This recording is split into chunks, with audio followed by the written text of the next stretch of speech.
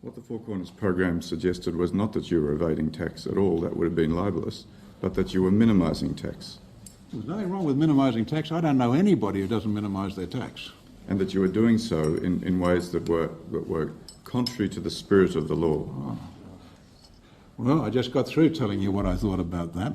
And what you're saying is exactly what the Four Corners program says. I am not evading tax in any way, shape or form. Now, of course I am minimising my tax, and if anybody in this country doesn't minimise their tax, they want their heads read. That was Kerry Packer in his now famous 1991 parliamentary inquiry appearance into corporate tax evasion that he stated that he appears reluctantly. So what were the words there? I think they said, what's your name and in what capacity do you appear before this inquiry? And he said, my name's Kerry Packer and I appear reluctantly before this inquiry. So look, love him or hate him, it was a fantastic speech. It's like one of my all-time favourites. Geez, he gave the parliamentary inquiry a spray, and rightfully so. Well, so the response that he was making there was, and that's the interesting point you make there. It was an inquiry into tax evasion, and this is probably the two clear buckets. And this is the point that he arced up about, was that the inquiry is about tax evasion, which is evading tax that you are legally required to pay. And his argument, and which obviously he says much better than me, which is that he's not evading tax at all. He was following the rules. He's following the tax law. He's minimising his tax as he sort of says we all should. So Labor's John Langmore, what we didn't play in that clip because we didn't want it to go for too long, tried to question Packer on why his company pays only 10 cents in the dollar in tax. Now, I remember this as a boy, and I thought it was 4%. I thought it was 4 cents in the dollar. Yeah. Packer's companies had paid in tax. His point that he makes, and I firmly believe in this point, is that the rules are the rules. Yes. And if I can structure things where I only pay 4% tax, some of that's through employing more people, some of that's through grants, some of that's through research and development often. The rules that are created, if that comes down to where you can legally pay the least amount of tax, of course you're not going to volunteer anymore. And in the famous quote, he said, if anybody in this country doesn't minimise their tax, they want their head read, because as a government, I can tell you, you're not spending it that well, that we should be donating more. So, it's true. I mean, I don't think any government all around the world spends taxes the way that they should be, because it's not their money. Yeah. By its nature, there's an issue that we see all the time. It's spending someone else's money. It's the equivalent of, you have someone who works for a massive company and they're spending money on the corporate credit card. They're not going to be as careful around that as what they would be with their own money in their bank account. So I think and obviously the point of this podcast is not to say we should all be like Kerry Packer, we are all in that financial position. But I think that there's an interesting point that you touch on here, which is that one of the big part of our strategies that we look at with people is about how to minimise their tax. And so absolutely, most people immediately go, yes, that's what I want. I want to minimise my tax. I don't want to pay any more than I have to. And I think there are still some people who are sort of feel a bit unsure about that, and they kind of go, well, if I'm minimising tax, is that either A, legally wrong, or B, morally wrong? And so I guess my argument there, twofold for that, is that number one, it can't be legally wrong as long as you're not. If you are not following the law, then you are evading tax, and that is actually a crime, and that's right. Is a separate issue. But there are all sorts of regulations and rules and laws in place that set those rules for how much tax you have to pay. And the key there, I think, is that with the legal side of it, is that to bear in mind that there's a reason why those laws exist. And one of the things that I talk about with people is that if you look at why those laws exist, it's to incentivize certain behavior. And so a good example of that is when we talk about this with people of, concessional contributions to super. Why can I put money into super and I only get taxed at 15% versus if I don't put it into super, I pay 39% tax on it? And they kind of feel like and to some degree you are getting one up on the ATO, but what's actually happening there is that the Australian government wants you to be a self-funded retiree. And so it is setting the rules to incentivise you to save for your retirement. Well, I had this very discussion with some new clients that agreed to go ahead with us yesterday. They're early 50s. They have $1.4 million in superannuation. And we're going to get them over the next 7 years to $2.8 million. Yeah. We talked about how we could actually fit them both in under the pension transfer balances. Yeah. So as a couple, let's just go back to that. If you're retiring today as a couple, you can have up to $3.4 million together in superannuation that you can move into a 0% taxed environment. What I said to them was that look, we're always subject to legislation changes here, and it's potentially at any stage, at any budget, the federal budget's coming up, we could have a legislation change that says, okay, well, there's going to be a rate of tax applied on that once you're in retirement now. I said to them, I think they'll leave you alone, and this is true of people in that category, because you're effectively in the middle here. You have too much where you'll never be a burden on the age pension, ever, unless you really, really mismanage your money. However, you don't have so much. You don't have so much that you're going to die with $50 million that the government. That's right. So, what the government doesn't know what it wants because it's a collection of individuals. But what I think the theme is that they want to tax people above that $3.4 million net asset threshold. And a lot of those people, if you get to $3.4 million, you're getting to 10, and then you're getting to 20. You're well above that figure. The nature of compounding is that it's harder to actually spend 5% of $10 million than it is to spend 5% of $3 million.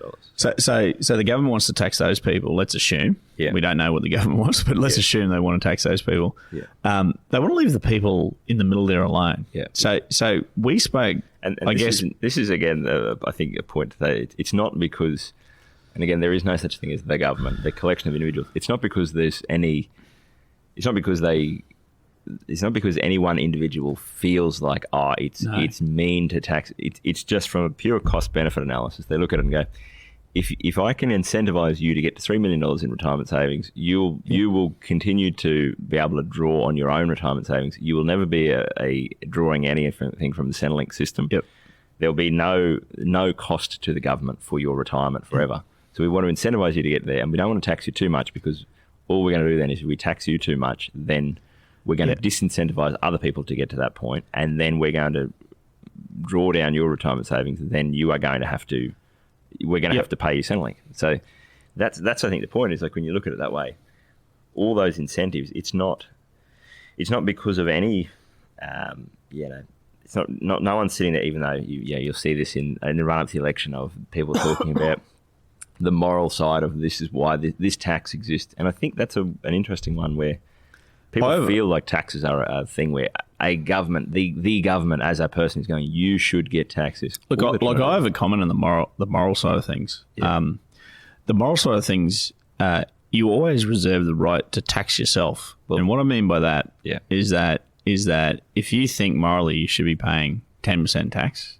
let's say, for argument's sake, but legally you're in the situation where you have a great finance advisor that's put you in a 0% tax, you could tax yourself 10% and actually give that to your favourite charity or charities. So you can tax yourself from a moralistic point of view. If you're a member of a church, you may be paying already. You could look at worthy charity or charities. And say that you could tax yourself. You could do that at the end as well. You could always say, okay, my kids don't need any money because they're as we by the time in our recent podcast about this. By the time I plan to pass away, they'll be 65 anyway. So they should be right. So they should be right. So you could do it all at the end where you leave. You bequest your estate to charity. Look, there's many, many different ways that you can do that. What you're doing by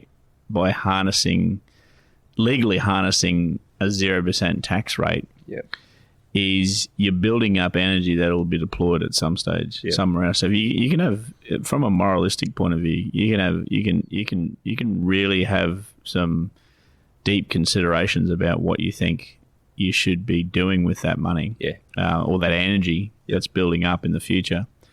And there's any number of. I think everyone would probably agree to some extent the government doesn't deploy taxes as best they should. No. So there's some. So again, if you choose moralistically to tax yourself and say, okay, well, I'm paying 0% tax. Yeah. I'm going to set aside 10% for my favourite charity or this or that.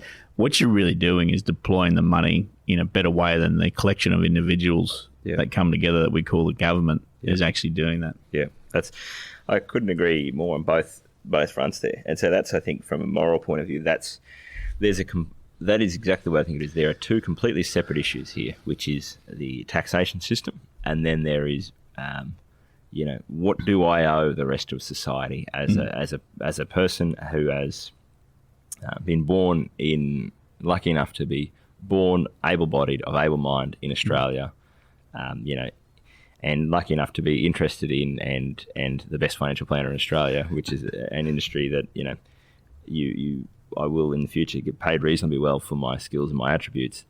There's a fair component of luck there, and so I can understand the moral thing of there are many people who just weren't lucky enough to be born in this place in this time with these attributes, with the of able body and mind.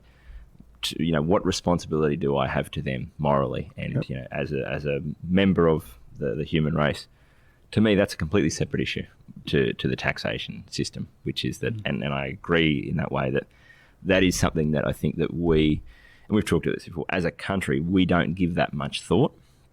We really don't think much about, okay, well, when the spare money that I have, what should I be doing with that? Should I be donating that to worthy causes? Should I be trying to use my time, money, energy to make the world a better place? I think that we probably don't do enough of that. But by the same token, sometimes I think the reason we don't do that is because we go, oh, the bloody government taxes me too much anyway, and it's their job. And I kind of get it's a bit of a cop-out, because the same people that will whinge about the government, not spending their money in a way that they would like to, won't get motivated to go and set in place a financial strategy that's going to minimise their lifetime tax bill, and it's going to allow them to build up substantial retirement savings and allow them to actually use that in a way that they do believe is going to be used best for society. So, absolutely. And if you're a new listener to the podcast, or just as a refresher, leading up to retirement, what Dallas is talking about there is that a lot of people aren't actually even taking advantage of the money they can put into superannuation as a tax deductible or concessional contribution, which for a lot of people cuts their taxation rate down from 39% to 15% on the way in. And it's going into an environment that generally, when they're age 60 and over, they'll be able to actually convert into a 0% taxed income stream. So tax deduction on the way in, cutting down tax from your marginal rates of tax for a lot of people, that's 39% down to 15%. And then 0% tax on the way. So there's a lot of people that aren't even utilising that. And if you're new to the podcast, you'll hear many podcasts where we dive into that, of course, because that's the cornerstone building block of a good retirement plan. That's, I think, a great point there as well, is that probably to articulate a bit more what I mean there is that I think that a part of the moral implication of minimising your taxes is that you kind of, there's two phrases that come to mind there. There's number one, which is better to be looking at it than looking for it. So I would rather minimise my tax and then get to retirement and go, oh, well, I've actually got a bit more money than what I needed.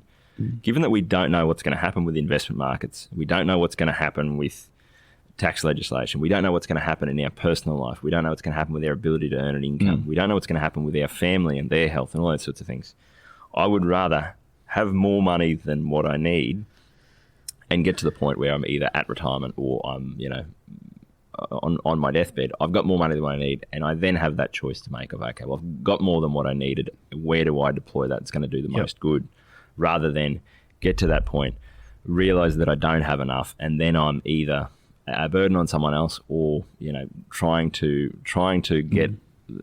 I've taken care of the government by paying more taxes than probably what I needed to for the last 30 years, and then I'm trying to have a debate with them about how much they should pay me an age pension. I'm not going to win that debate. So that's the first, the thing that I'd say there is, that's really the way I think of it is. It's better to be looking at it than looking for it, and then the separate issue then of what do you feel is your moral responsibility.